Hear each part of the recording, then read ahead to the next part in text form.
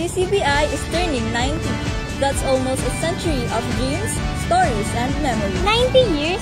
Kung sa tao yan, senior citizen na. Pero syempre, ICCBI stays young dahil sa mga kwento natin. And this year, we want to gather those stories from students, alumni, and families for our 90th anniversary commemorative book. Kaya ICCians, heads up! Kasi kailangan namin ng inyong partisipasyon.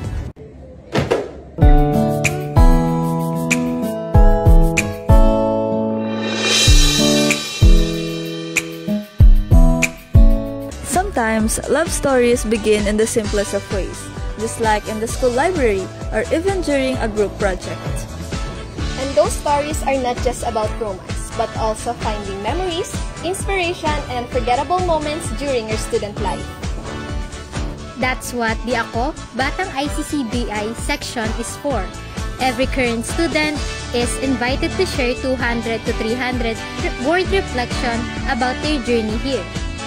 Pwedeng tungkol sa pangarap mo, isang guro na nagbigay ng inspirasyon sa iyo, barkada na naging para mo ng pamilya, or even light-hearted stories like falling in love at ICC.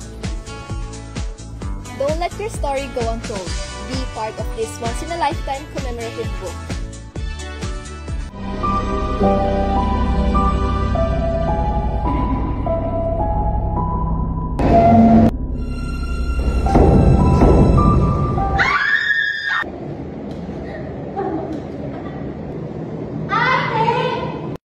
Aminin nyo, lahat tayo may horror stories sa school. But beyond the scares and funny moments, alumni also carries memories that shape their lives. That is why we are inviting all graduates to participate and contribute to the Marami Pa Akong Chika sa 90 section.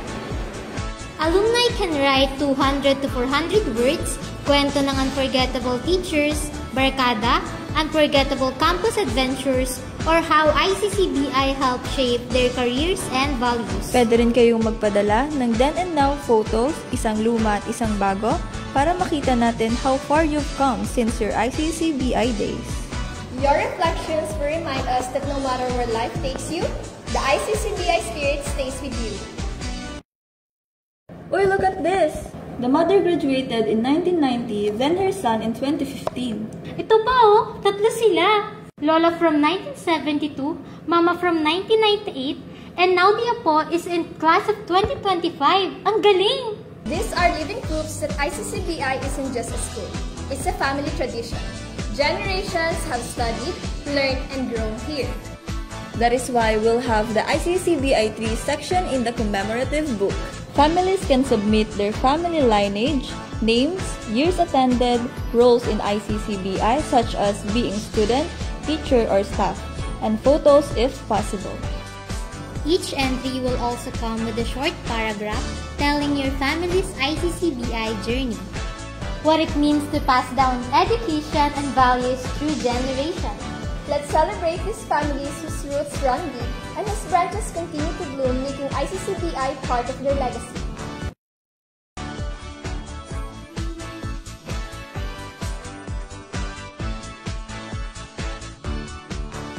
And that's the magic of friendship at ICCBI. Friends who cheer you up, push you to do better, and make every challenges lighter. Many of these friendships don't end at graduation day. They last a lifetime. That is why we will also feature larawan ng alaala sa paglipas ng panahon.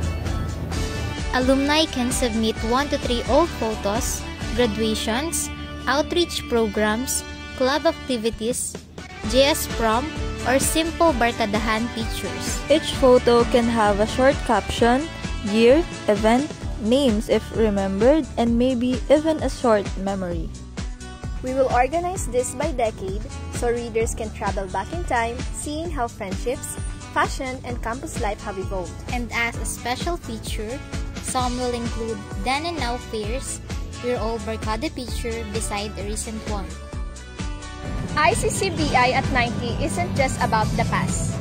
It is about remembering every story that brought us here. From love stories, to horror experiences, to proud family legacy, to circle of friends, lahat yan bahagi ng ating kasaysayan. Kaya ICCians, Share your stories, reflections, family trees, and photos. So together, let's create a book that honors 90 years of faith, learning, and community. ICC Nians, tara na! Sama-sama nating isalaysay ang ating kwento.